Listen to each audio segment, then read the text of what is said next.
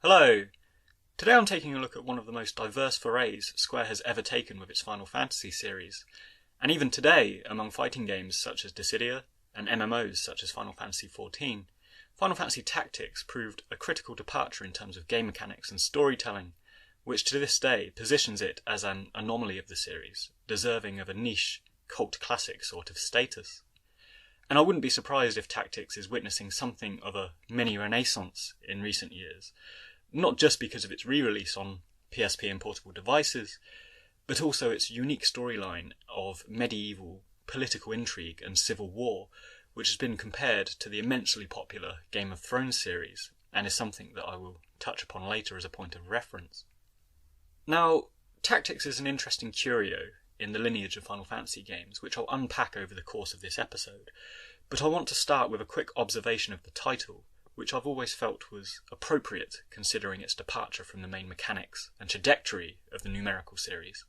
But it is worth drawing attention to, due to the controversy that some fans have as to what should constitute a numerical instalment to the Final Fantasy series. So, much like Final Fantasy Legends, which was later renamed Mystic Quest to reflect its departure from the main instalments, and Dissidia and Urgite's God Bless the Ring, which are spin-off fighting games, Final Fantasy Tactics clearly denotes the tactical RPG roots, rather than trying to crowbar in a numerical designation, like the more controversial Final Fantasy XI and Final Fantasy XIV. And I mention this here at the beginning because, generally speaking, a persistent point of discussion among Final Fantasy fans to this day is whether certain Final Fantasy games, such as 11 and 14, and even some argue games such as 12 and 13, should have been made canonical numerical instalments due to their departure in terms of setting and gameplay conventions. And personally, I've always found this an interesting thing to consider, and I have indeed laid out my own criteria of what I think Final Fantasy is in my What is Final Fantasy episode, because the game elements and setting across each game are so loose and ever evolving that it's hard to assign any one thing to, a numerical designation. And for example, some might say that Final Fantasy Tactics, by having a medieval setting with job classes and knights and mages, is more worthy a Final Fantasy title than, say, Final Fantasy VIII, which hinges heavily on futuristic settings such as Esthar and Galbadia, and replaced the idea of job classes with blank slate, customizable skill sets. And, that's simply an example of an argument that has been made in the past, and it's not my personal opinion on the matter. But back to my initial point, I find the discussions between game titles interesting, and I think Tactics certainly did well to posit itself as a unique entry, not only because of its gameplay, but also in terms of its distinct art direction, its new director, production team, and of course its Ivelisse setting, which is a unique world within the series that was later revisited with Vagrant Story and Final Fantasy XII. So, there's a wealth of discussion to be had about Final Fantasy Tactics, but I want to begin with a broad look at the art direction, because I find the setting that we've come to know as Ivelisse is immediately unified across these numerous games by a beautiful and distinctive visual design that informs everything from the concept art through to the final game assets. Now, say the name Tetsuya Nomura, and 90% of Final Fantasy fans will know that you're referring to the infamous Square employee responsible for Cloud Strife, Squall Leonhardt, and a multitude of character designs through Final Fantasy's Golden Age. But the artist responsible for the impressive visual design of the Ivelisse games is the comparatively lesser-known concept artist Akihiko Yoshida, and to my mind, this guy is responsible for crafting a cohesive world and setting through his excellent concepts that distinguish Tactics and the idea of Ivelisse from the rest of the worlds and universes, in the Final Fantasy series. And uniquely for a concept artist, Yoshida's remit of design extended across both characters and environments for the Ivelisse games. So there's a certain harmony of visual design and elements that's quite uncharacteristic of other Square titles, I think. Indeed, Yoshida has actually stated in interviews that he likes his colour palettes and his environments to inform his character designs. And with this regard, if we look at Tactics, Vagrant Story and Final Fantasy XII, we can see that this is generally underpinned by a sandy, sepia-coloured backdrop that seeps into the character designs and is accented by, occasional splashes of colour. And to me, this cohesion of aesthetic is just an excellent visual device and indicator that ties together the idea of Ivelisse and this archaic medieval realm, this old-fashioned realm that we're operating in. And characters such as Ramza and Delita from Tactics don't seem a million miles away from Van or Ash in Final Fantasy XII or Ashley in Vagrant Story because of this unifying, sepia-tinted factor.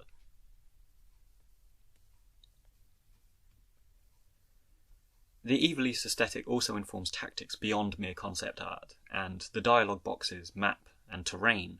all inherit some form of this sandy tone that distinguish it from the main Final Fantasy series. On that note, moving into game design, Final Fantasy Tactics inverts what its immediate predecessor Final Fantasy VII did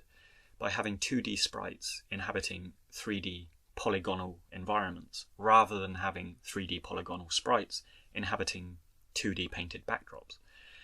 And although some might find this retro-looking and potentially off-putting, I'd argue that firstly, it fits the isometric design and tactical gameplay perfectly, and secondly, quite surprisingly, it enabled the developers to create some really fantastic in-game moments and movements and animation sequences that simply wasn't possible with the rudimentary 3D sprites that we have in Final Fantasy VII and even Final Fantasy VIII. And I would say that it's only really when we got to Final Fantasy IX that the 3D sprite animations caught up with this intricate, emotive sort of movements that characters have. And that, was really well done for the animations in Tactics. The aforementioned isometric design was also a great inclusion from a visual perspective, and enabled the chess-like gameplay and cutscenes to be delivered in quite an appealing way. But it's worth noting that the camera angles were sometimes subpar when it came to orientating and targeting characters on more complex battle screens, and sometimes none of the 4 available perspectives were adequate for trying to assess your next move, which is, mildly frustrating to say the least. Turning to the gameplay itself, the title of Tactics is right on the money, and compared to other Final Fantasy games, where you can simply attack your way through the opening act without so much as a potion, forethought and strategic consideration is required with Tactics from a very early stage. And even on my recent playthrough for the first time in years, I found myself turning to online strategy guides and walkthroughs to kind of muddle my way through some of these battles. And interestingly, being released between Final Fantasy VII and Final Fantasy VIII, which developed, to essentially do away with job classes, 7 and 8 did, Tactics relies heavily on this traditional facet of gameplay. And, you have to really consider what job classes and what band of soldiers you're going to specifically use for specific battles in very strategic ways. So it's a very complex game in terms of gameplay. But for my part, I didn't mind the complexity so much, and although there's basically no onboarding to tell you how to build your characters or even operate in battle, I quite like this because, as a general rule, I dislike prolonged compulsory onboarding segments. And if I'm stuck, I'll look it up on my own, in my own time, in the tutorial menu or online.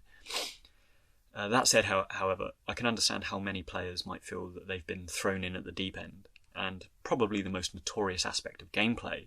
that warrants its criticism is at numerous points you're able to save your game between 2 difficult battles, but have no opportunity to leave or level up or buy items if you're stuck, meaning that you're sandwiched between 2 compulsory difficult battles, and if your party isn't strong enough,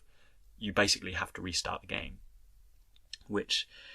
is certainly something that infuriated me about the original 1997 release, and I'm not sure if this was rectified at all for War of the Lions or any of the subsequent games, but that is poor form and, arguably bad game design, in my opinion. So, the steep learning curve and strategic battle system might initially detract some gamers, and particularly Final Fantasy fans familiar with the more conventional JRPG gameplay. But despite the difficulty, the sheer quality of story and the dramatic immediacy of the plot and characters is a hugely redeeming feature which the game hinges around, and many Final Fantasy fans that have played and championed this game argue that it's actually one of the best stories that Square has ever constructed. So let's turn now to the themes and story, and much like the aforementioned Game of Thrones, there are some influences drawn from medieval history, and particularly English history, that sets the wheels of political duplicitousness, kidnap, murder and civil war into motion. It's been remarked before that Final Fantasy Tactics runs parallels with the Wars of the Roses, which was a series of 15th century conflicts over the English throne, and indeed the game and historical events do share some contextual similarities, such as the Wars of the Roses following the prolonged 100 Years' War with France, and the War of the Lions in Final Fantasy Tactics erupting in the wake of the 50 Years' War between Ivelisse and Ordalia. The foundations of these respective wars also hinge around an ailing king. In the historical respect, we have Henry VI of England, and he was politically inept, averse to warfare, and prone to bouts of insanity, which made him ill-suited to ruling the war-torn kingdoms of England and France. Due to Salic law, which excluded his domineering wife from succession, and the death of his only son on the battlefield, a power vacuum ensued, which led cadet branches of the royal family, House Lancaster, whose sigil was a red rose, and House York, whose sigil was a white rose, to stake their claim to the legitimacy of the kingdom through their common ancestry. Turning to Final Fantasy Tactics, it tends to borrow these elements of English history too, with the significant but unseen character of King Ondoria having no legitimate heir due to his son's dying, and a domineering queen who largely rules in his stead, and finally an eventual demise that leaves a power vacuum between the rival dukes Larg, whose sigil is a white lion, and Goltana, whose sigil is a black lion,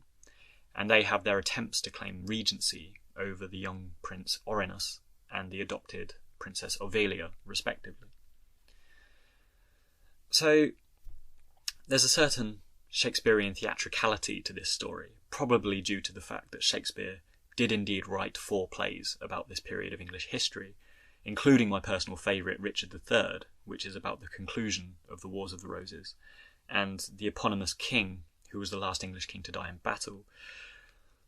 We also have potential nods, such as Princess Ovelia, which is a remarkably similar spelling and sounding name to Princess Ophelia in Shakespeare's Hamlet. But where Shakespeare deals largely with the feuds and follies of kings and nobles, Final Fantasy Tactics got very interesting by adding the plight of the peasant classes and commoners as an element of story too. And the notion of social class is a very strong theme around which much of the game, and particularly the relationship between Delita and Ramza, can be considered too. So, regarding the rebellious class element, we don't need to stray too far from historical analogues either. The English Civil War of 1642, for example, saw political infighting between Charles I and his parliament culminate in the king's execution, and Oliver Cromwell briefly took over as Lord Protector of an English republic for the first and only time in history. In this instance, Cromwell styled himself as a militaristic dictator on behalf of the people, much like the Corpse Brigade in Final Fantasy Tactics. We also have the 1848 revolutions, which toppled monarchies across Europe and accounts for the number of republics we have today, the Spanish Civil War of 1936, and most significantly the Russian Revolution of 1917, all of which were done to some extent in the name of the people, standing up against the nobles and the aristocracy, and toppled monarchies across, the European peninsula. So there's plenty of references from real-world political conflicts that we can relate to, with the events of Final Fantasy Tactics. But the Corpse Brigade are also one of the many similarities we can draw with Game of Thrones, particularly if we look at the Brotherhood Without Banners, for example, who comprise of veterans that fought for noble houses, but turned against their masters in favour of defending the common man, which itself is a reference to the anarchistic group called the Clubmen in the aforementioned English Civil War, who essentially did the same thing. So, just to conclude on this point, the Corpse Brigade refused to side with either Larg or Goltana, and instead fight for their own rights and payments, which are owed for their services in the 50 Years' War. And they are led by the elusive and righteous-minded Waygraf, who proves an interesting catalyst to wider game events, and I think is actually a really interesting secondary, kind of tertiary villain, or anti-hero in this game. So, wrapping up on this point, a core theme and narrative device of Final Fantasy Tactics is this idea of class and political notions of self-governance and republicanism versus hereditary monarchies determined by socio-religious constructs such as the divine right of kings. And as such, it's hard to determine good from bad because, unlike most other Final Fantasies, Tactics doesn't deal in the absolutes of good versus evil, but much like Game of Thrones, it's a murky moral grey area where battle lines are drawn based on subjective experiences and perspectives, and characters on both sides are shown to be capable of acts of goodness and acts of evil as the game progresses.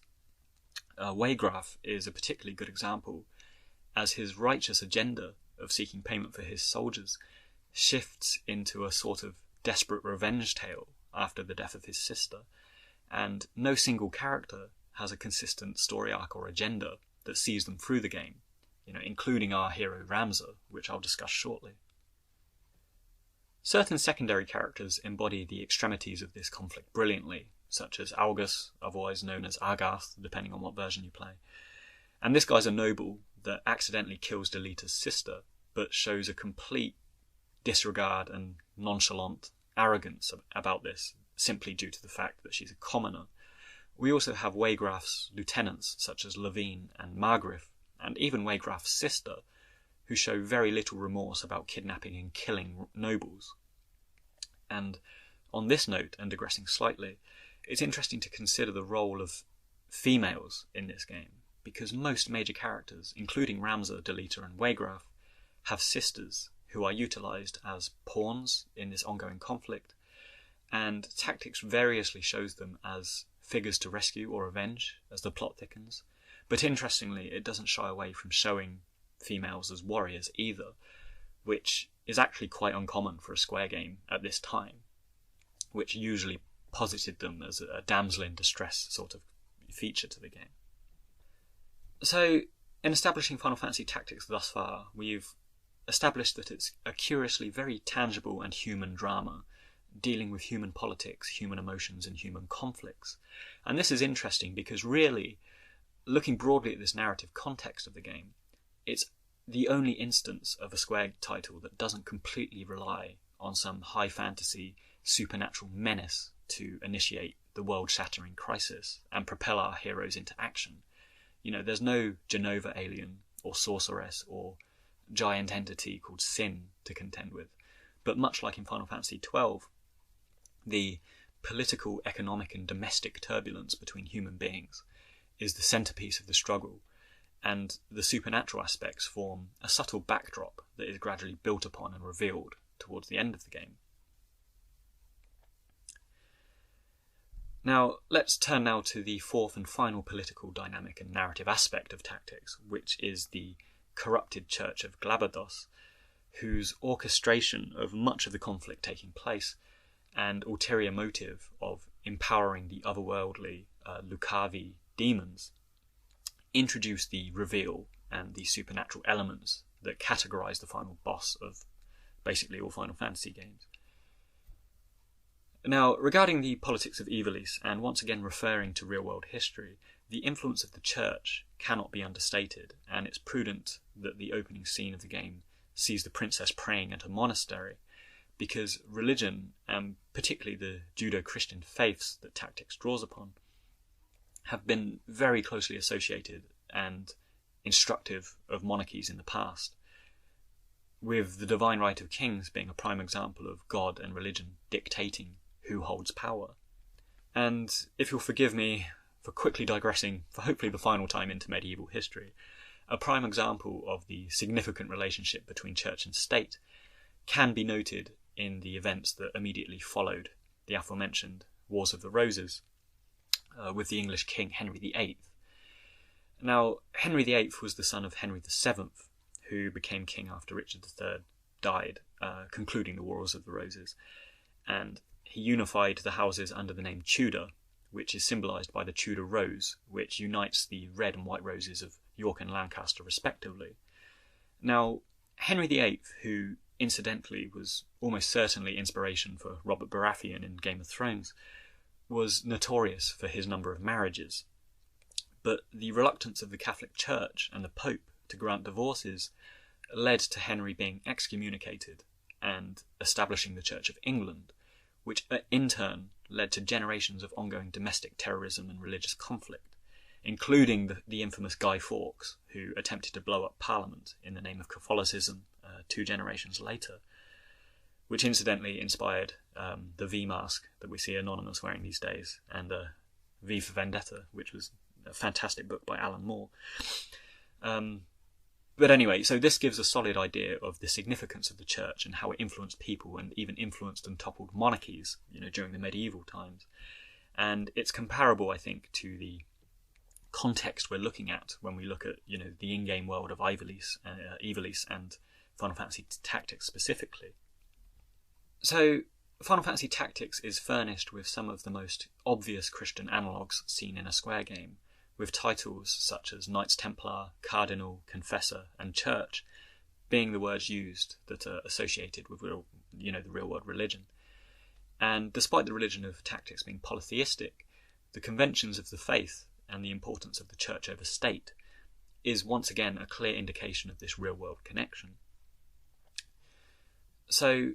Square have been called out in the past numerous times for positioning Christianity as an antagonist, with other examples being Yevon in Final Fantasy X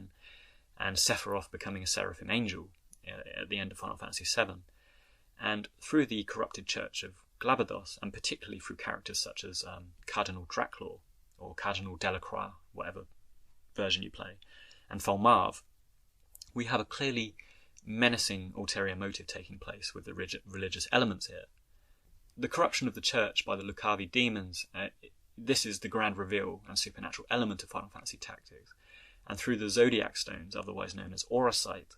the once imprisoned demons are summoned to operate in the temporal realm of Ivelisse, with the desired goal of summoning their leader, Ultima. So this supernatural conundrum, combined with the aforementioned political strife, is the framework within which all these dramatic events of Final Fantasy Tactics operates, and the macrocosm of the world-shattering crisis that, again, features and concludes most Final Fantasy games in general. So let's take a step closer to the micro-narratives and intricacies within this narrative framework by taking a look at the characters. And while the cast of Tactics is quite broad, with varying development offered to each respective character, there are a few choice characters that I'd like to highlight for discussion that I feel really augment the story and the themes that we've discussed thus far. So, beginning our character analysis of Final Fantasy Tactics and starting first with the intended protagonist Ramza, we see someone who is at once the classic hero, driven by moral virtue and desire to do good, and not swayed by rank or class. He also has this thirst for approval from his noble family, Beowulve, which propels his journey forward in the early stages of the game. The brilliance of Final Fantasy Tactics and what detaches it from basically every other game in the series is that rather than rewarding Ramza's ethical sensibility and showing his ideals to win out in the end, which usually occurs through a main party of heroes who persevere against evil through the power of friendship, Ramza's story arc in Final Fantasy Tactics actually proves to be the antithesis of the power of friendship. And the world of Ivelisse and Tactics specifically shows that you can't in fact trust anyone,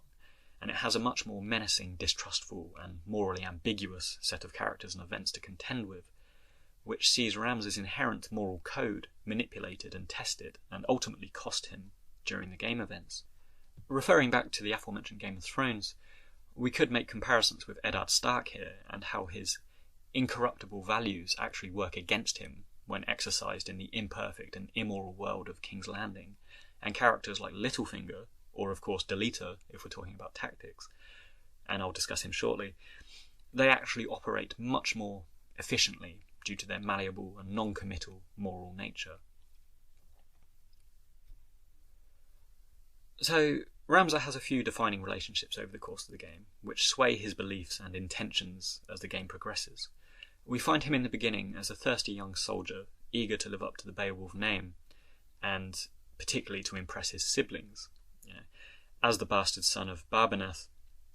Ramza is half commoner, half noble, so he straddles these two realms, on the one hand giving him a respect of all mankind, irrespective of class, but on the other hand instilling in him this desire to succeed and, earn the status that his family name brings. This desire leads to some quarrelling with his siblings, particularly with Daisadag, who, although seeming to have Ramza's best interests at heart by keeping him out of the fray, is by turns trying to prevent his meddling in the grand scheme, and also utilise him as a tool in certain scenarios to achieve his own ends. And this is eventually a second defining relationship in Ramza's personality, because his respect for his family and the name of Beowulve is quickly replaced by disgust and disbelief, as he realises the disregard for human life much of the nobility tends to have in their quest for power. And a crucial example of this comes at Fort Ziekden Fortress, where Aulgus murders an innocent and unarmed Tetra without a second thought, which Ramza witnesses, and following this, Ramza's ideals shift focus to, rather than valuing his family and his name, it shifts to a more universal sense of justice, rather than, following this evidently quite hollow and misguided belief in his family name. At this point, I'd like to draw an interesting and quite subtle comparison between Ramza and his elder brother Zalbag, because in many ways they share the same ideals of family honour, but where Ramza later renounces this and goes his own way, Zalbag persists in his belief in his family and his brother Daisadag, even to the extent that he turns the other cheek while Daisadag murders their supposed ally, Duke Lag. So this compulsive adherence to family proves to be Zalbag's undoing, and when he finally snaps and confronts his brother after discovering that he murdered their father, he is swiftly dispatched by the possessed Daisadag, and ultimately becomes a victim of his own ignorance. So it's interesting to consider the fates of both Ramza and Zalbag, and how their respective beliefs eventually diverge, which spared one and undid the other. Ramza's renewed faith in the idea of justice is also an interesting concept within Final Fantasy Tactics. Firstly, because it explores a philosophical conundrum of what happens to a just man in an inherently unjust world. And secondly, it contrasts starkly with his most significant relationship and counterpoint in the game, Delita, who increasingly adheres to the values of revenge as the game events unfold. So turning to this idea of justice, it's generally predicated on either religious or scientific grounds, the former believing that an objective entity is balancing the scales, overseeing us somewhere, and the latter being along the lines of Newtonian physics, which is to say, every action has an equal and opposite reaction, not dissimilar to the idea of karma found in Eastern religions. Now, the beauty of Final Fantasy Tactics is that neither of these ideas of justice really pan out. Despite living by a moral code, Ramza witnesses the deaths of multiple innocents, friends and comrades, including his corrupted brothers and his father. The ambiguity of the ending, which has since been clarified by creators that Ramza does indeed survive, is still nonetheless somewhat tragic, because he's forced to spend the rest of his life in hiding, and his name has been besmirched by the church as a heretic, which is an idea that persists for over 400 years in the land of Ivelisse until the Durai papers are discovered and chronicle the actual events that we witness in-game. Now, I think this aspect of Ramza's story highlights a secondary theme for me, which is the concept of history. And I don't mean a historical event or inspiration, like the Wars of the Roses mentioned, but rather the idea of history itself and how it's recorded and passed down. There's a popular saying that history is written by the winners, and as we've been referencing the Wars of the Roses so often, let's look at this as an example. Now, After Richard III was killed in battle, his rival, Henry Tudor, established a dynasty that would last numerous generations, inching into the reign of the Stuarts. If you look at contemporary thoughts and opinions of Richard III, and particularly Shakespeare's play Richard III, you'll note that he's portrayed as an ugly, murderous villain that, much like Dysadag in Tactics, holds nothing sacred but the quest for power. And this is a popular belief and idea of Richard III that only in the past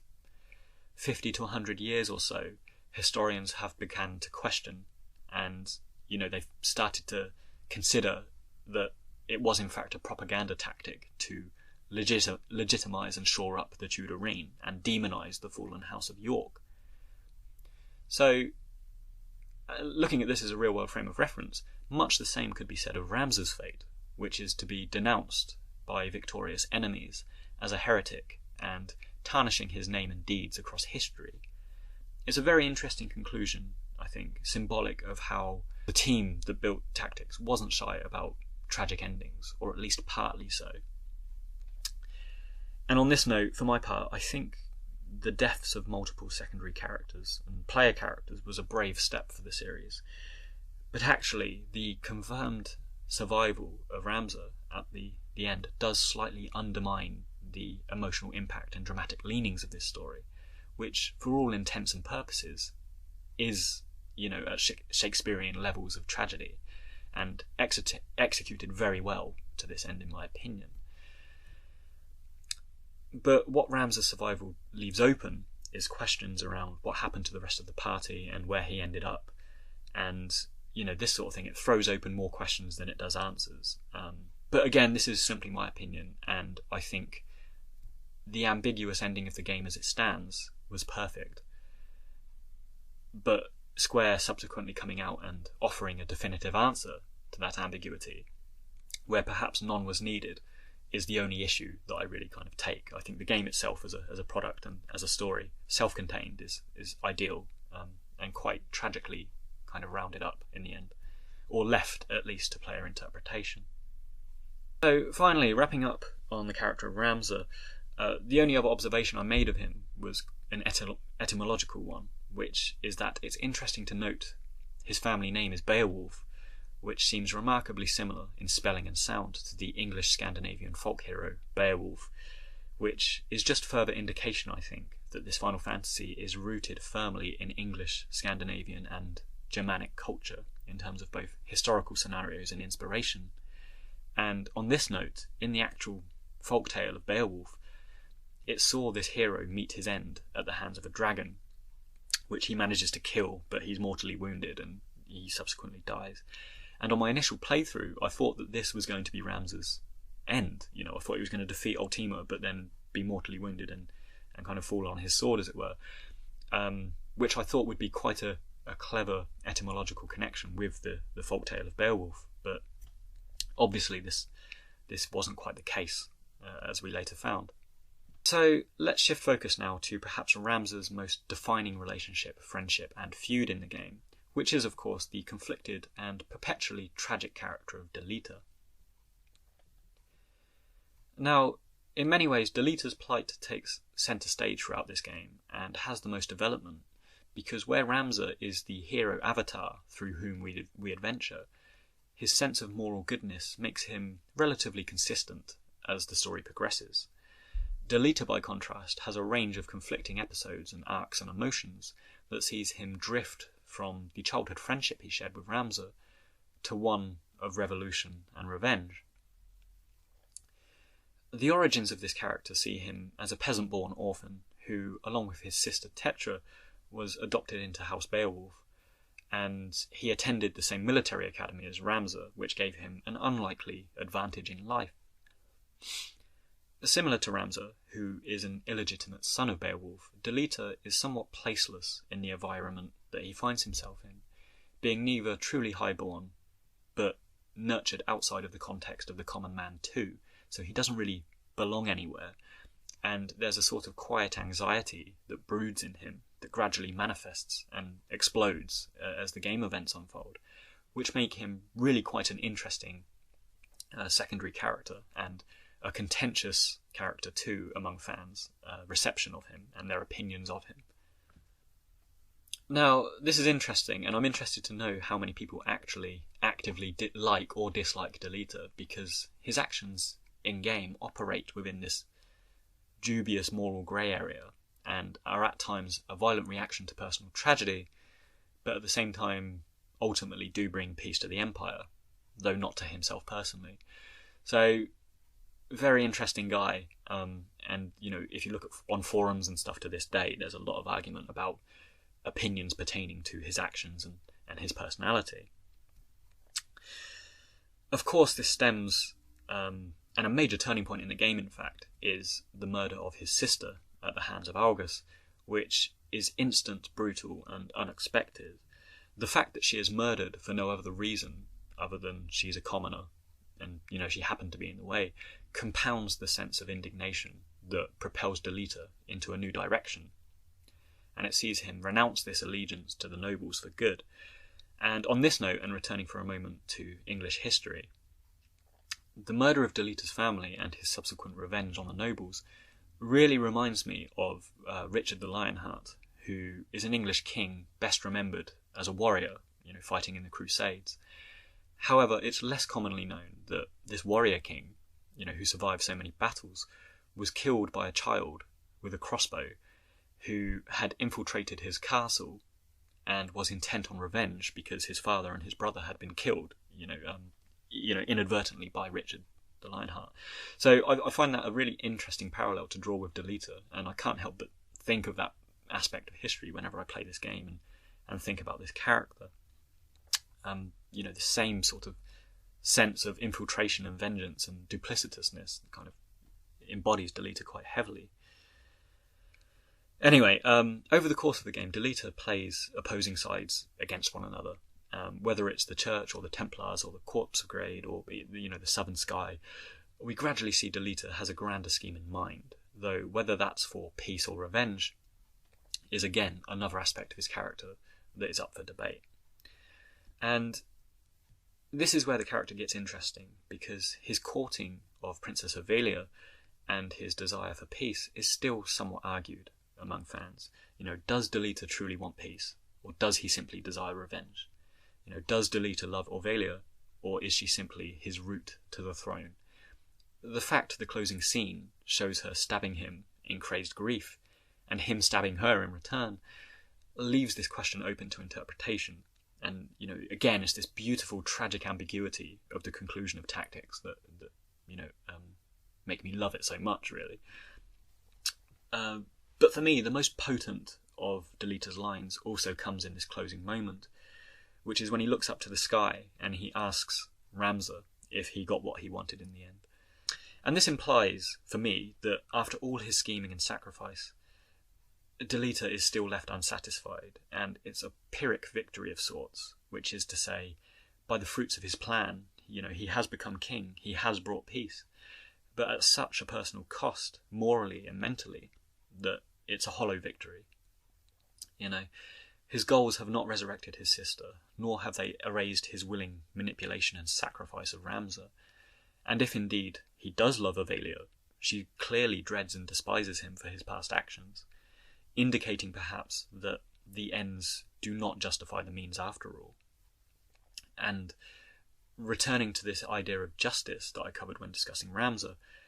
perhaps a sense of moral duty and balance does win out after all, as Delita has discovered the hard way.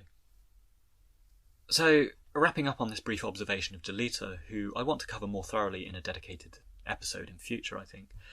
we can see someone who is the epitome of the grey character, morally wayward in a quest for revenge, and ultimately tragic. Whether you like him or not,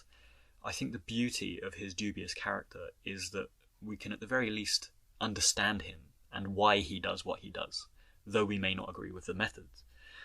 I personally somewhat empathise with him, although I can see how some of his actions are not dissimilar from how the truly ruthless Daisadag acts on his quest for power. But for me, the two key moments that make me dismiss this idea of him as an emotionless psychopath is firstly the short cutscene where he and Ramza are whistling grass together on a hilltop, which is a genuine moment of nostalgia between the two close friends who realise that they're on the cusp of a great, irrevocable change. And secondly, the closing moment, where in his moments of personal grief, he reaches out instinctively to Ramza, showing that his friend and these regrets are at the forefront of his mind. Now, there's numerous secondary characters in Final Fantasy Tactics that warrant discussion, and much like Game of Thrones, to which it is often compared, there's a large cast, each with their own agendas and intentions.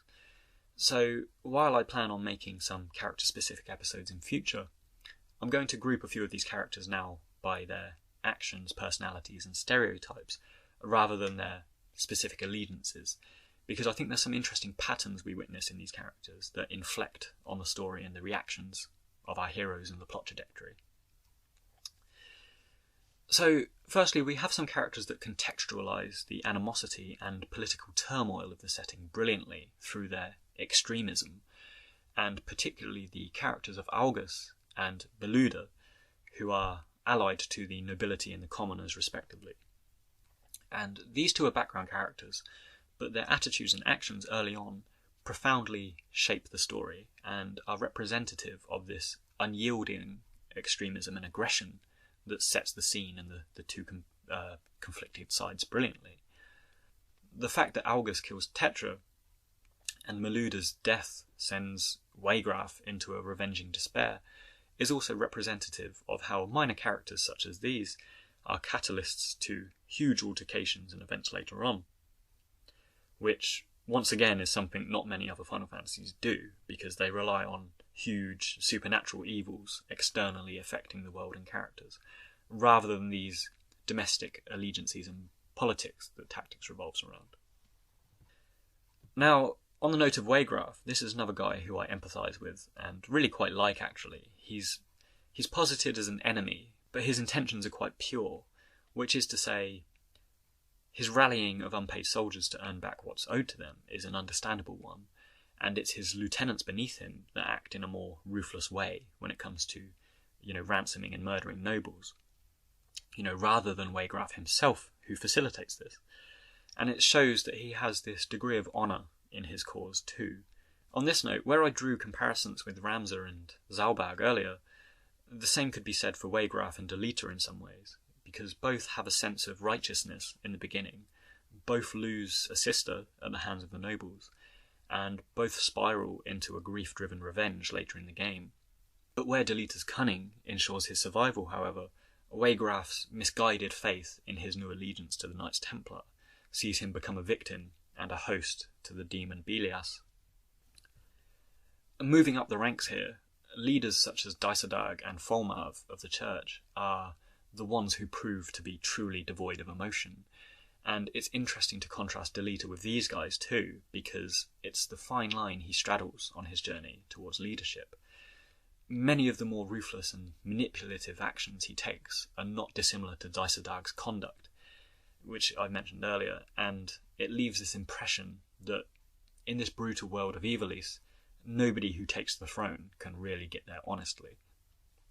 So, we've covered the maniacal believers and the high-ranking power players, but drilling down now, another recurring grey character I quite like is the sellsword Gafgarian, and this guy being a mercenary is a very interesting addition to the game, who sits somewhat apart from everyone else, due to his political ambivalence and interest in money over allegiance or power. And this is best exemplified by him being equally utilised as a party member throughout the game, but also as a consistent enemy too. And despite his disinterest in the macro events taking place, he's not entirely devoid of morals or emotion either, as we see him questioning his orders from his more ruthless superiors quite often. So, regarding characters, I think these ones highlight and augment key thematic and layered elements that we see in the game. And I know there's plenty that could be discussed, such as Mustadio, Oran, and perhaps even the cameo side quest characters such as Cloud and Ares, and later Balthier. However, I think the aforementioned characters I've discussed are sound examples of the narrative context and the turbulent setting that we find ourselves in, and best exemplify the complexity of conflicting agendas that are apparent in each and every faction and individual in this game. Now, moving on to the final part of this retrospective, the only undiscussed feature is the music. As previously discussed, an entirely new Square team undertook this Final Fantasy, and where numerical installments are almost always composed by Nobuo Uematsu, the Ivelisse games, starting with Tactics, saw Hitoshi Sakimoto and Masaharu Iwata take the helm.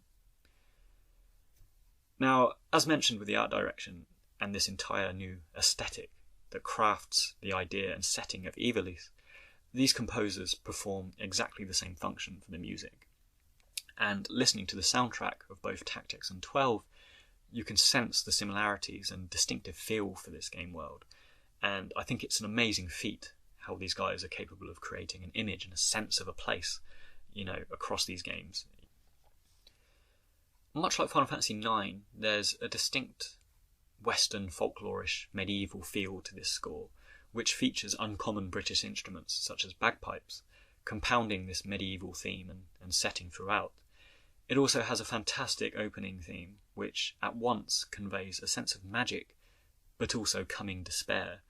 And it really reminds me of the opening score for Disney's Beauty and the Beast, and the prologue, which again is a tragic Western folklore, tinged with this sort of magic and tragedy in equal measure. So there we have it. Final Fantasy Tactics is an intensely complex and intriguing game, both in terms of story and gameplay. It's innovative, engaging, and ruthless in its storytelling. And even though I've been talking for a while, I still feel there's plenty more that can be said and explored, within this game, which may be the subject of future episodes, I hope. So, if you got this far, thanks very much for listening. And as always, feel free to comment below and start a conversation, and hit subscribe to keep updated with my future episodes.